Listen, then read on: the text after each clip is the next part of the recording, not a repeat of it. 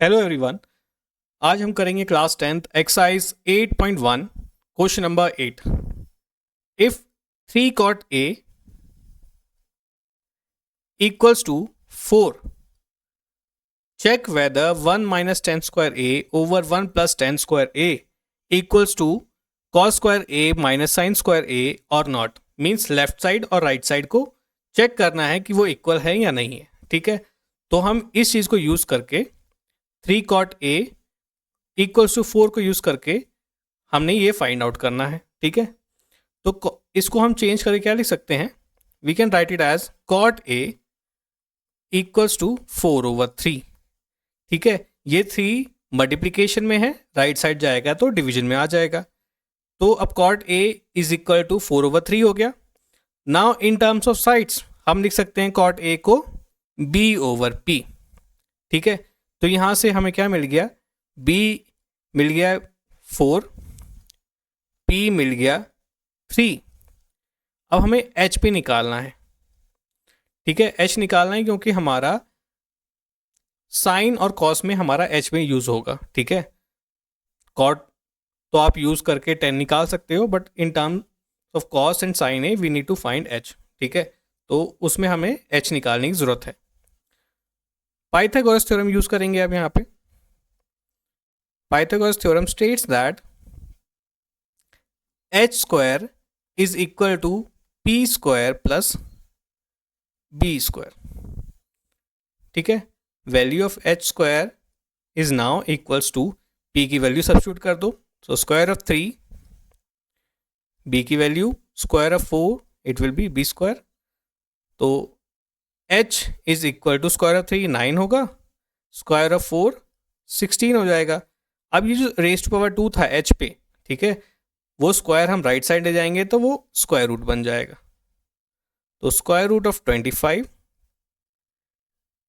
h हो गया which is equal to 5। ठीक है, h निकल गया। अब चेक कर लेते हैं,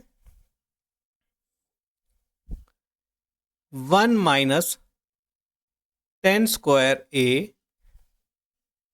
over 1 plus 10 square a equals to cos square a minus sine square a। ये हमने चेक करना है। ठीक है, 1 माइनस 10 स्क्वायर a, हमें पता है कि कॉट किसका रेसिप्रोकल होता है, 10 का।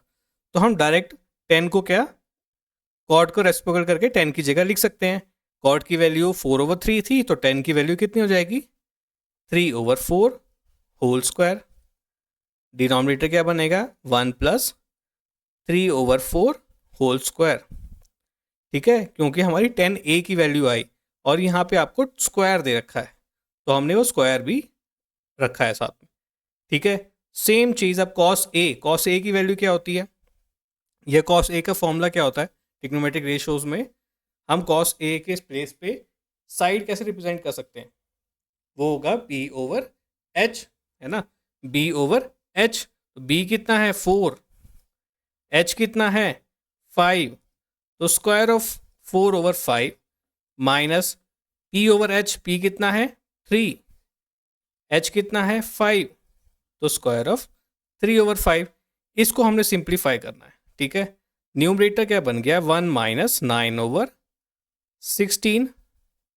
डिनोमिनेटर क्या बन गया, 1 प्लस 9/16 इक्वल्स टू, इधर देखें तो 16/25 माइनस 9/25।